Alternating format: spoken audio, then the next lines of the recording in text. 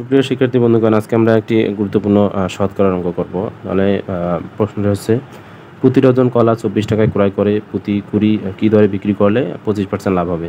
তাহলে আমরা জানি হচ্ছে কি 1 ডজন সমান হচ্ছে কত 12টি, যেখানে যেহেতু প্রতি ডজন বলেছে তাহলে হচ্ছে 12টি কলার ক্রয় মূল্য কত 24 টাকা।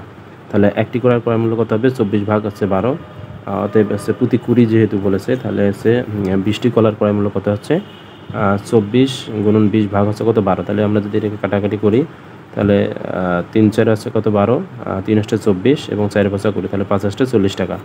তাহলে 25% বিক্রিতে, অর্থাৎ এখানে যেহেতু বিক্রি করলে 25% লাভ হবে, তাহলে লাভ হলে কী হবে 100 সাথে যোগ হবে। তাহলে 25% বিক্রয় মূল্য, তাহলে হচ্ছে 125 যোগ কত 25, তাহলে 125 টাকা। তাহলে ক্রয় মূল্য আমাদের সবসময় কী থাকে সর্বদা 100 টাকা। ক্রয় মূল্য 100 টাকা হলে বিক্রয় মূল্য কত হবে 125 টাকা।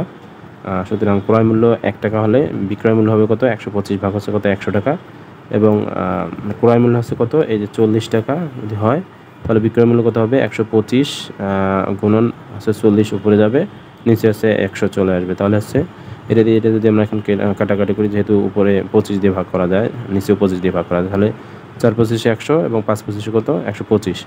আবার 4 দিয়ে যদি আমরা 40কে ভাগ করে হচ্ছে 4 10 40, তাহলে হচ্ছে কত 5 10 কত 50 টাকা। তাহলে সুতরাং উত্তর হচ্ছে কত 50 টাকা হবে। ধন্যবাদ।